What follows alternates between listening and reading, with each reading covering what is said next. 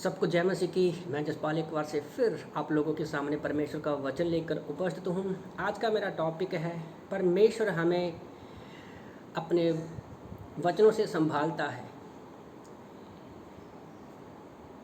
वचन में जाने से पहले मैं आपको बताना चाहता हूँ कि ये मेरी एक टेस्टमनी मान लीजिए कि कैसे परमेश्वर हमें संभालता है।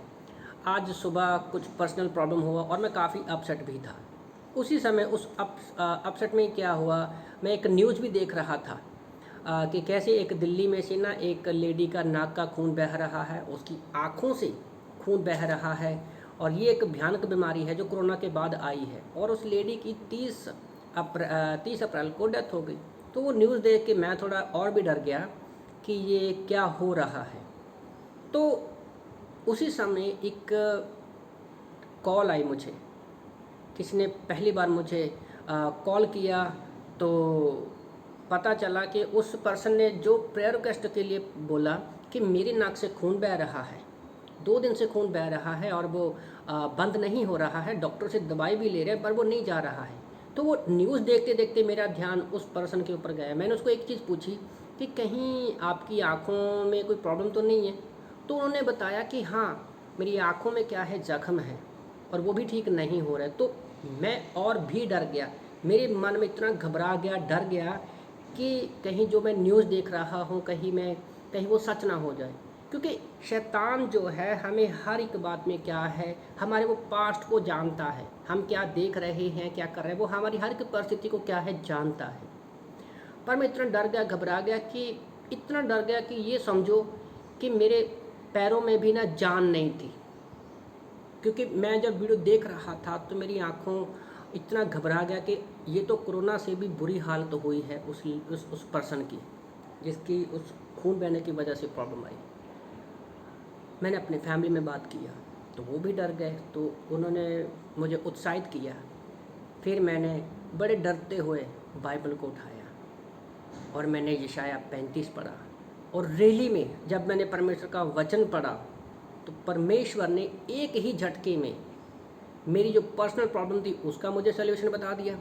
और जो उस पर्सन का कॉल आया था जिसके नाक से खून बह रहा था, आंखों में जख्म था, परमेश्वर ने मुझे उसके बारे में क्या होने वाला है दोनों के बारे में बता दिया वचन से। मैं वचन पढ़ना चाहता हूँ, यशाया की किताब अध्याय 35 वचन 3 से लेकर 6 तक पढ़ूंगा। पर पूरे वचन से प्रभु ने मुझसे बातें की थी। तो पर जो मेन मैं बताना चाहता हूँ कि परमेश्वर हमें वचनों से हमें संभालता है, परमेश्वर वचनों से हमें बातें करता है। एक वचन तब वो रहेमा शब्द बन जाता है, जीवित वचन बन जाता है जब वो हमसे पर्सनली बातें करता है और वो वचन सिर्फ हमारे लिए होता है। उसको रहेमा बोलते हैं कि वचन बोलता है और परमेश्वर का वचन जीवित वचन है। तो मैं पढ़ रहा था इन दोनों परिस्थितियों में, एक तो मैं पर्सनल प्रॉब्लम की वजह से थोड़ा अपसेट था और दूसरा उस पर्सन का जो कॉल आया मेरे पास उसकी वजह से मैं और भी अपसेट हो गया, जैसे एक तरह से टूट सा गया कि ये हो क्या रहा है। तो शैतान हमारी कमज़ोरी में हमारे ऊपर और वार करता है कि हम और कमज़ोर हुए, पर परमेश्वर ने मुझे मजबूत किया जब मैंने ये वचन पढ़ा। लिखा है यशाया 35 का 3 से 6 मैं पढ़ना चाहता हूँ।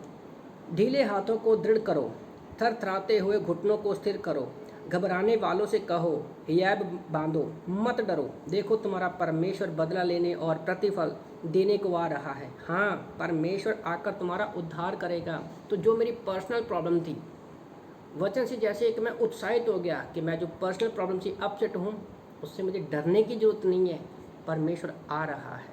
और मुझे पता है कि मेरी लाइफ में जब भी मैं घबराया हो, मुझे परेशानी आई है, परमेश्वर ने हमेशा वचन से मुझसे बातें की है और हमेशा मुझे बचाया है। तो एकदम मैं उत्साहित हो गया। पर अब दूसरी टेंशन मेरे मन में थी उस पर्सन को लेके जिनके नाक और आँखों से नाक से खून बह रहा था और आँखें भी उसकी सही नहीं थी। पर परमेश्वर ने वचन से एक ही झटके में, एक ही क्षण में मुझसे बात की। उसने कहा, उस पर्सन के लिए प्रभु ने मुझसे बातें की, तब अंधे को आंखें खोली जाएंगी और बहरे को कान भी खोले जाएंगे। तो परमेश्वर ने मुझसे वचनों से बात किया कि तुम्हें चिंता करने की ज़रूरत नहीं है। क्या है कि अब उसकी आंखें बिल्कुल ठीक हो जाएंगी। तो परमेश्वर ने मुझे एक उत्साहित किया। तो आप लोगों को मैं उत्साहित करना चाहता हूँ कि हर परिस्थिति में आप वचन को पढ़ो, क्योंकि परमेश्वर का वचन ही हमें उत्साहित करता है। आमीन।